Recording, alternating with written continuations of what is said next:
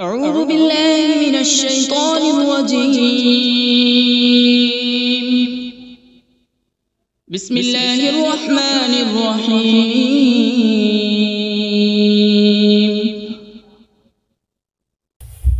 اللہ کے نام سے شروع جو نہایت مہربان رحمت والا ہے۔ الرحمن علم القرآن. رحمان نے اپنے محبوب کو قرآن سکھایا۔ تفسیر میں ہے کہ حضور صلی اللہ تعالی علیہ وآلہ وسلم کے پاس قرآن پاک بظاہر حضرت جبرائیل علیہ السلام کے ذریعے آیا، لیکن در حقیقت اللہ تعالی نے اپنے محبوب صلی اللہ تعالی علیہ وآلہ وسلم کو سارا قرآن سکھایا ہے۔ خلق الإنسان علمه البيان.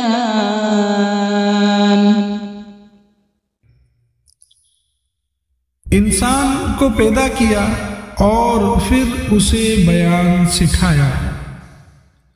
یہاں انسان سے مراد حضور صلی اللہ تعالی علیہ وآلہ وسلم ہے، اور اگلی آیت میں بیان سے ما کان وما یکون، یعنی جو کچھ ہو چکا اور جو کچھ آئندہ ہوگا اس کا بیان مراد ہے۔ یعنی جو کچھ ہو چکا اور جو کچھ آئندہ ہونے والا ہے، اللہ پاک نے اپنے محبوب صلی اللہ تعالی علیہ وآلہ وسلم کو سارا بیان سکھایا۔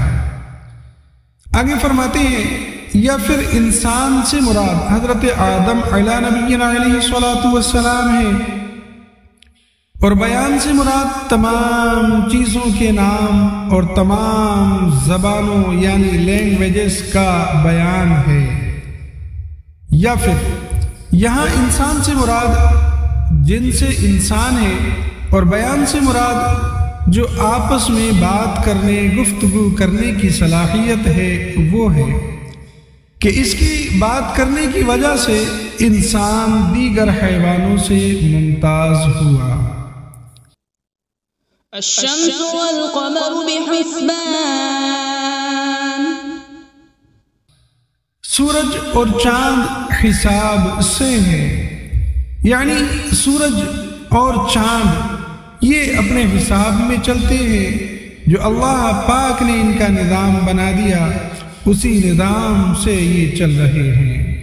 والنجم والشجر يسجدان.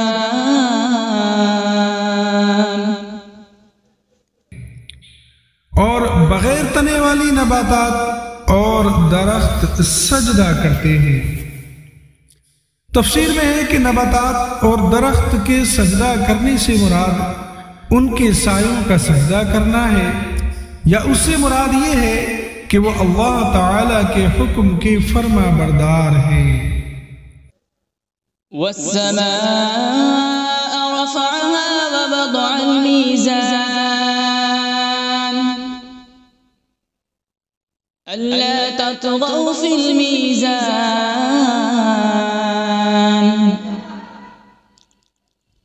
وأقيموا الوزن بالقسط ولا تخسروا الميزان.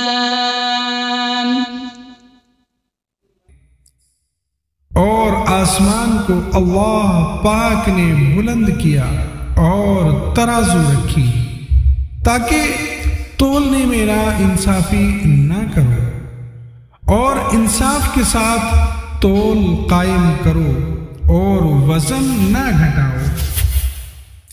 اس کی تفسیر میں آتا ہے کہ ناپ تول کے معاملات میں عدل اور انصاف اور برابری کی تعلیم اسلام کی شاندار تعلیمات میں سے ہے۔ اس کی اہمیت کا اندازہ اس سے لگایا جا سکتا ہے کہ ناپ تول میں نا انصافی سے معاشرے میں جھگڑے فسادات برپا ہوں گے، باہمی بغض اور عناد بھی پیدا ہوگا، اور یہ چیزیں معاشرتی امن کو تباہ و برباد کر دیتی ہیں۔ اور فرمایا کہ اللہ پاک نے ترازو رکھی تاکہ میزان عمل اس کو دیکھ کر یاد آتا رہے۔ وَالْأَرْضَ وَضَعَهَا لِلْأَنَامِ فِيهَا فَاكِهَةٌ وَالنَّخْلُ ذَاتُ الْأَكْمَامِ،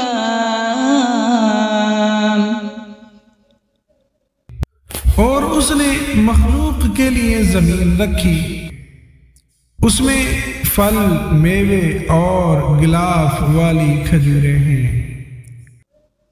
وَالْحَبُّ ذُو الْعَصْفِ وَالرَّيْحَانُ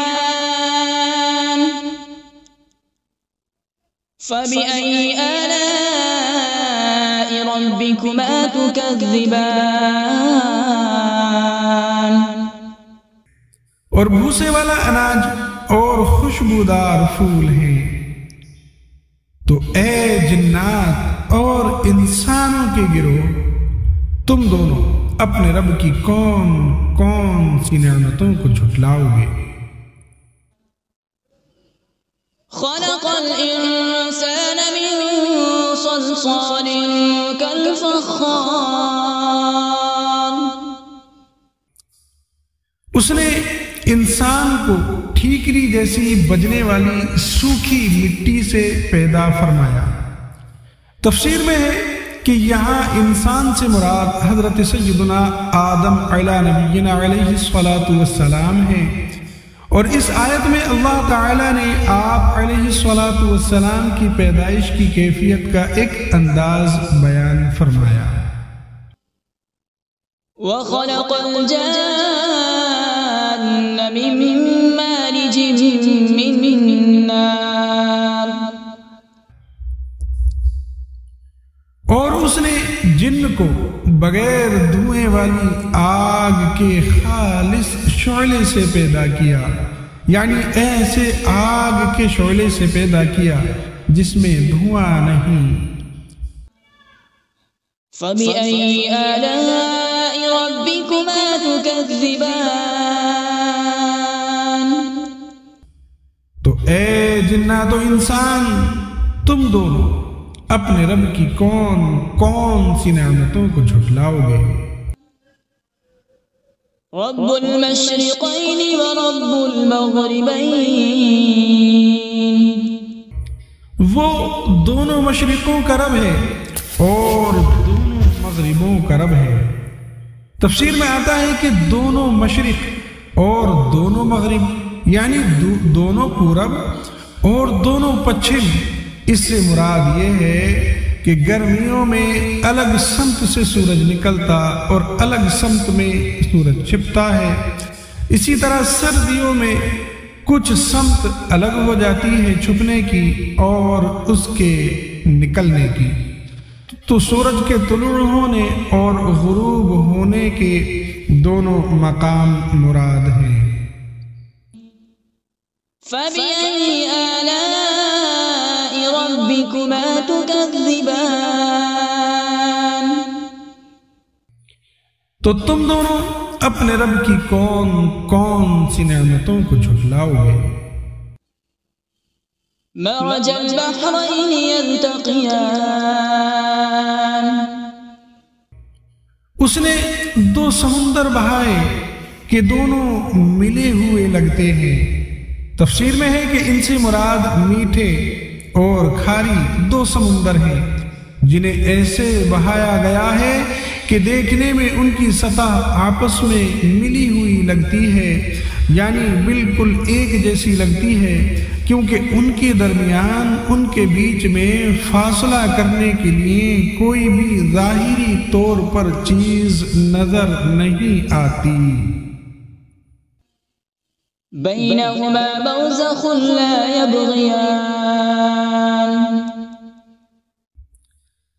ان کے درمیان ایک آڑ ہے کہ وہ ایک دوسرے کی طرف بڑھ نہیں سکتے۔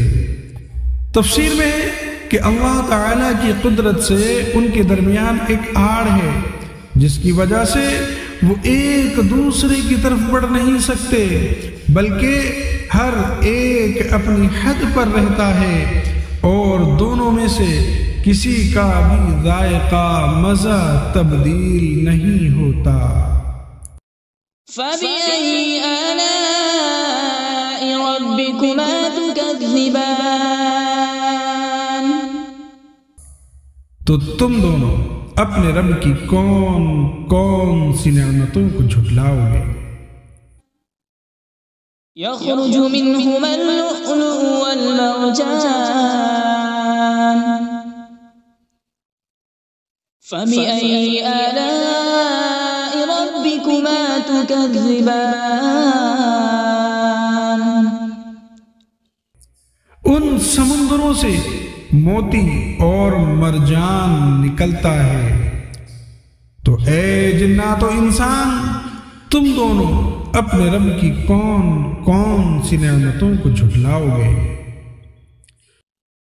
وَلَهُ الْجَوَارِ الْمُنشَآتُ فِي الْبَحْرِ كَالْأَعْلَامِ اور دریا میں پہاڑوں جیسی اٹھتی ہوئی کشتیاں یہ اسی کی ہیں۔ تفسیر میں ہے کہ اس سے مراد یہ ہے کہ جن چیزوں سے وہ کشتیاں بنائی گئی وہ بھی اللہ تبارک و تعالی نے پیدا کی، اور ان چیزوں کو آپس میں جوڑنے، کشتی بنانے اور کاریگری کرنے کی عقل بھی اللہ تبارک و تعالی نے ہی پیدا کی، اور دریاؤں میں ان کشتیوں کا چلنا اور تیرنا یہ سب اللہ پاک کی قدرت سے ہے۔ فَبِأَيِّ آلَاءِ رَبِّكُمَا تُكَذِّبَانِ تو تم دونوں اپنے رب کی کون کون سی نعمتوں کو جھٹلاؤ گے؟ كل من عليها فان ويبقى وجه ربك ذو الجلال والإكرام فبأي آلاء ربكما تكذبان زمین پر جتنی مخلوق ہے یہ سب فنا ہونے والی ہے، اور تمہارے رب کی عظمت اور بزرگی والی ذات یہ باقی رہے گی۔ تو اے جنات اور انسان، تم دونوں اپنے رب کی کون کون سی نعمتوں کو جھٹلاؤ گے؟ يسأله من في السماوات والأرض كل يوم هو في شأن فبأي آلاء ربكما تكذبان آسمانوں اور زمین میں جتنے ہیں سب اسی کے سوالی ہیں، اور وہ ہر دن کسی کام میں ہے۔ تفسیر میں کہ اس آیت کا معنی یہ ہے کہ اللہ تعالی ہر وقت اپنی قدرت کے آثار ظاہر فرماتا ہے، کسی کو روزی دیتا ہے، کسی کو مارتا ہے اور کسی کو زندہ کرتا ہے، کسی کو عزت دیتا ہے اور کسی کو ذلت میں مبتلا کر دیتا ہے، کسی کو مالدار کرتا ہے اور کسی کو محتاج، کسی کے گناہ بخشتا ہے اور کسی کی تکلیف دور کرتا ہے۔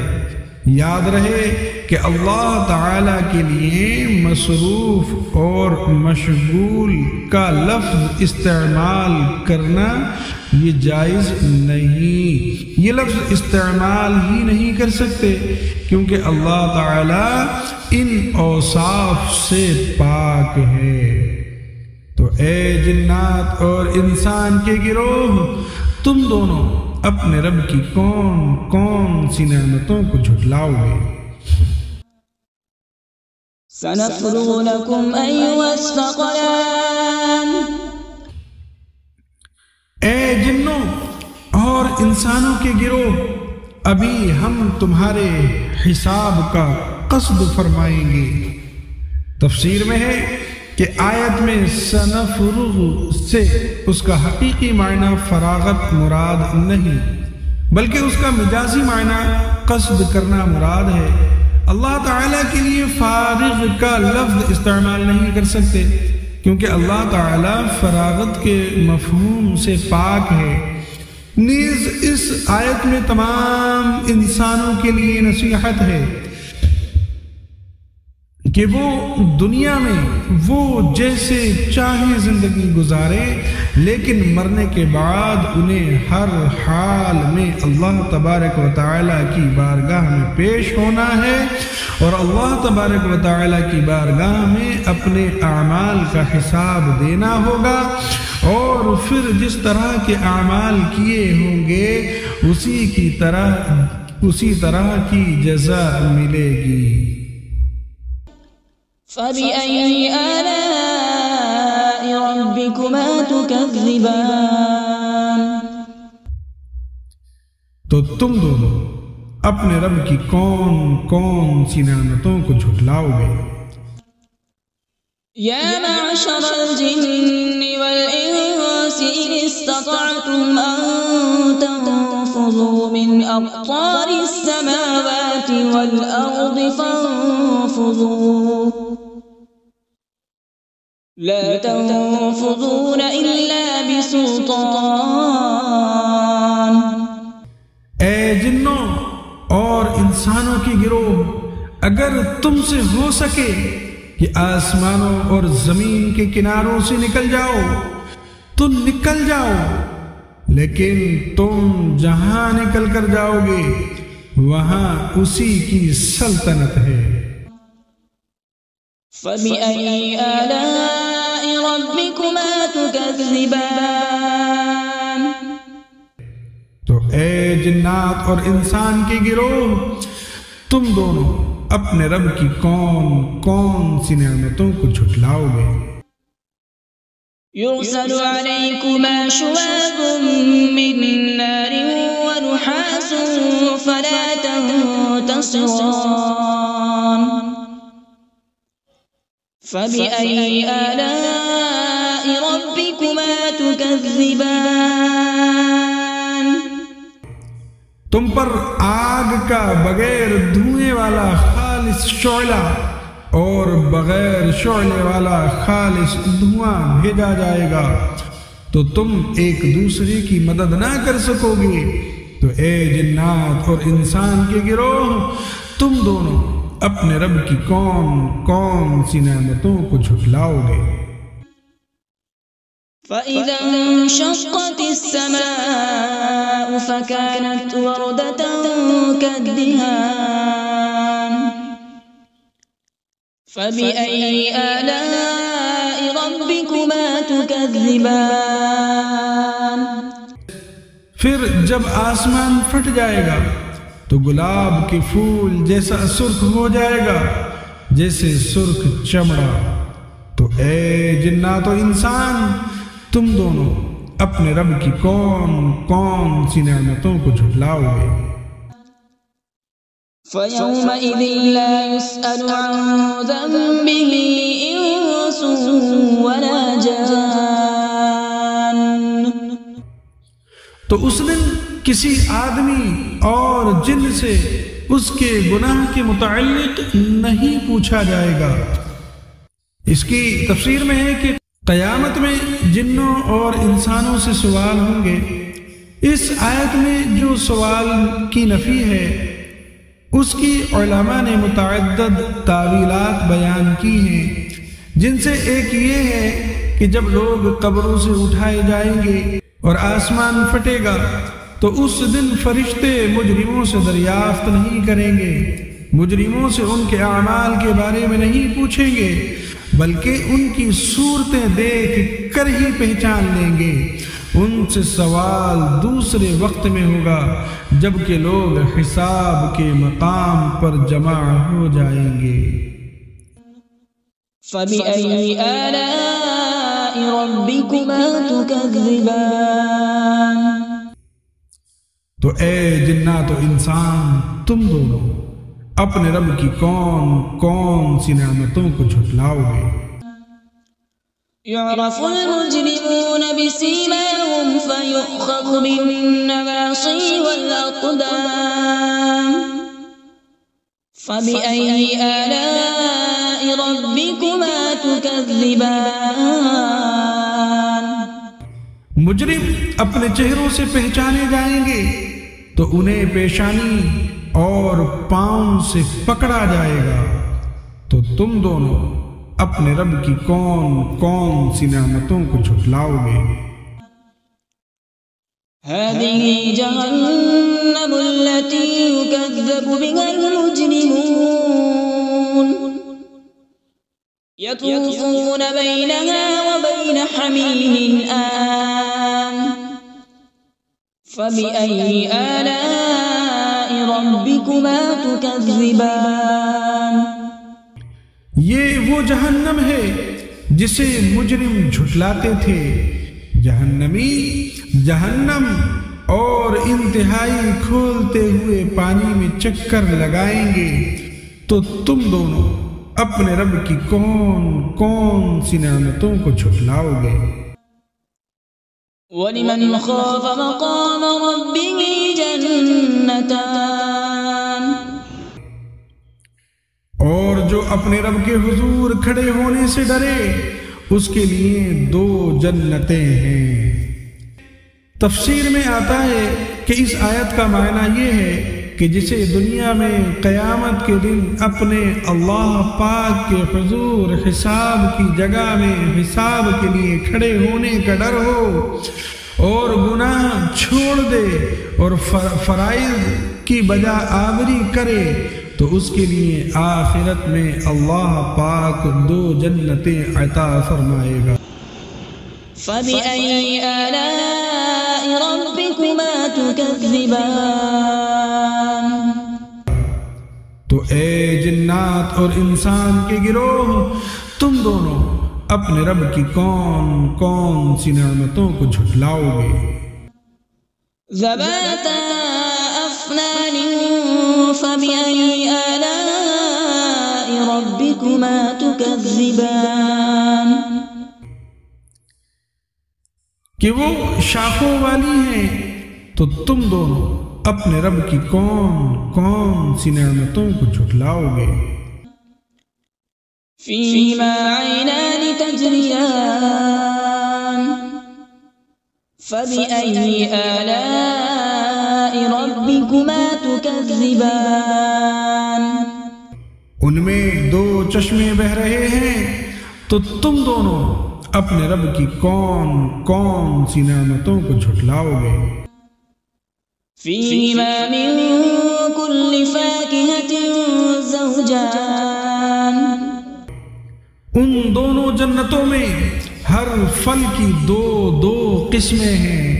تفسیر میں ہے کہ 2 قسموں سے مراد یہ ہے کہ بعض وہ پھل ہیں جو دنیا میں دیکھے گئے اور بعض وہ عجیب و غریب پھل ہیں جو اس سے پہلے نہ کبھی کسی نے دیکھے، یا اس سے مراد یہ ہے کہ بعض پھل خشک ہیں اور بعض پھل تر ہیں، یا پھر فرمایا کہ اس سے مراد یہ ہے کہ بعض پھل خالص میٹھے اور بعض ترشی کی طرف مائل ہیں۔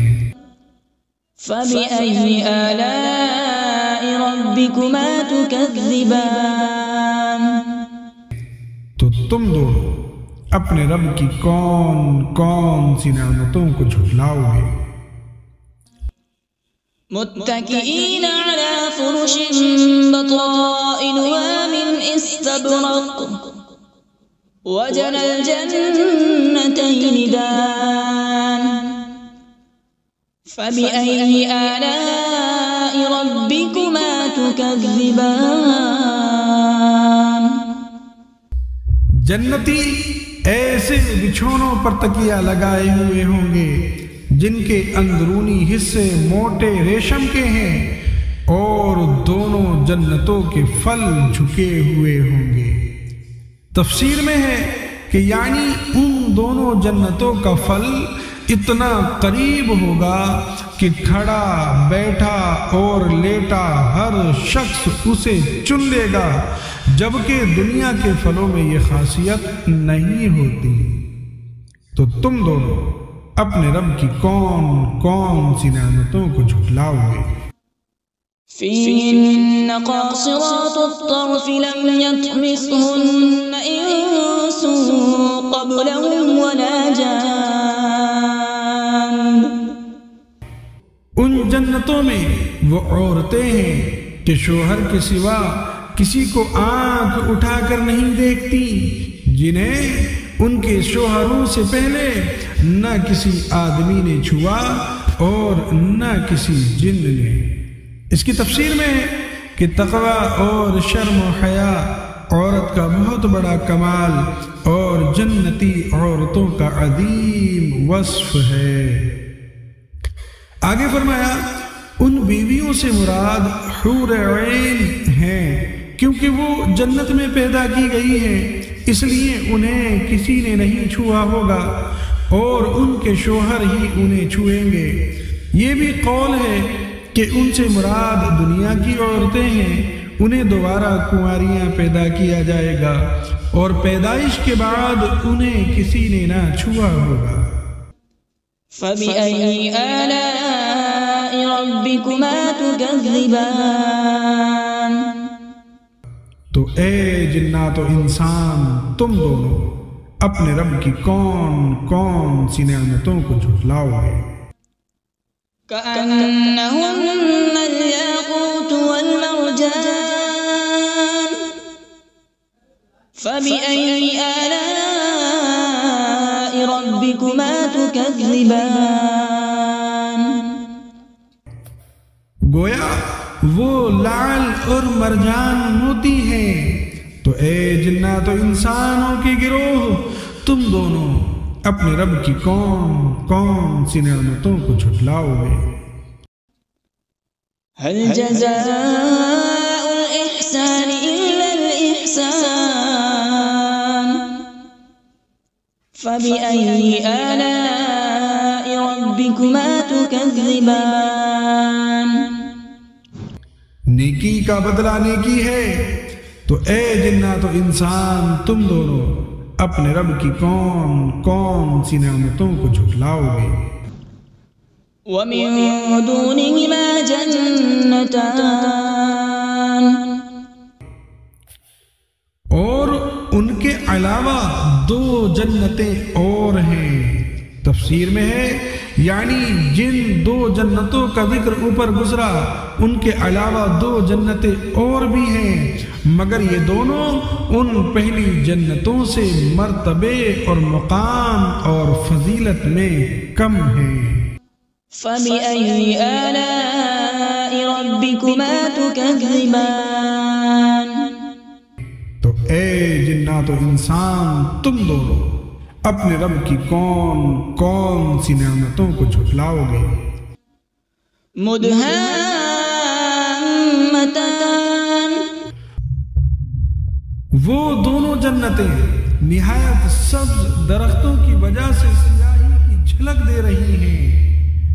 یہ تفسیر میں ہے کہ سبز رنگ انتہائی خوشنما رنگ اور آنکھوں کے لیے بہت مفید ہے. حدیث پاک میں ہے کہ سبز رنگ کی طرف دیکھنے سے بصارت میں اضافہ ہوتا ہے. فبأي آلاء ربكما تكذبان. تو تم دونوں اپنے رب کی کون کون سی نعمتوں کو جھٹلاؤ گے. فيهما عينان نضاختان. فبأي آلاء ربكما تكذبان. ان میں دو چھلکتے ہوئے چشمے ہیں، تو تم دونوں اپنے رب کی کون کون سی نعمتوں کو جھٹلاؤ گے. فيهما فاكهة ونخل ورمان. فبأي آلاء ربكما تكذبان. ان جنتوں میں میوے اور کھجوریں اور انار ہیں. تو اے جنات و انسان کے گروہ تم دونوں اپنے رب کی کون کون سی نعمتوں کو جھٹلاؤ گے. فيهن خيرات حسان. ان میں اچھے اخلاق والی حسین شکل والی عورتیں ہیں۔ تفسیر میں ہے کہ جنت میں اچھی عادت اور اخلاق والی اور حسین و جمیل عورتیں ہیں۔ یہاں اخلاقی اچھائی کو اللہ تعالیٰ نے پہلے ذکر کیا۔ اس سے معلوم ہوا کہ اچھی عادت اچھی صورت سے افضل ہے، لہذا نکاح کے لیے کسی عورت کا رشتہ دیکھتے وقت اس کے حسن و جمال کے مقابلے میں اس کی اچھی سیرت، اس کے اچھے کردار، اس کی دینداری اور اس کی اچھی عادات کو ترجیح دینا چاہیے۔ فَبِأَيِّ آلَاءِ رَبِّكُمَا تُكَذِّبَانِ، تو تم دونوں اپنے رب کی کون کون سی نعمتوں کو جھٹلاؤ گے؟ حور مقصورات فی الخیام، فَبِأَيِّ آلَاءِ رَبِّكُمَا تُكَذِّبَانِ، خیموں میں پردہ نشین حوریں ہیں، تو تم دونوں اپنے رب کی کون کون سی نعمتوں کو جھٹلاؤ گے؟ لم يطمثهن انس قبلهم ولا جان، ان کے شوہروں سے پہلے انہیں نہ کسی آدمی نے چھوا اور نہ کسی جن نے۔ تفسیر میں ہے یعنی جیسے ان سابقہ دو جنتوں کی حوریں اپنے جنتی شوہروں کے علاوہ جن اور انسانوں کے چھونے سے محفوظ تھیں، ایسے ہی اب مذکورہ دونوں جنتوں کی بھی حوریں انسان اور جنات کے چھونے سے محفوظ ہیں۔ فَبِأَيِّ آلَاءِ رَبِّكُمَا تُكَذِّبَانِ، تو تم دونوں اپنے رب کی کون کون سی نعمتوں کو جھٹلاؤ گے؟ متكئين على رفرف خضر وعبقري حسان، جنتی سبز قالینوں اور انتہائی خوبصورت بچھونوں پر تکیہ لگائے ہوئے ہوں گے۔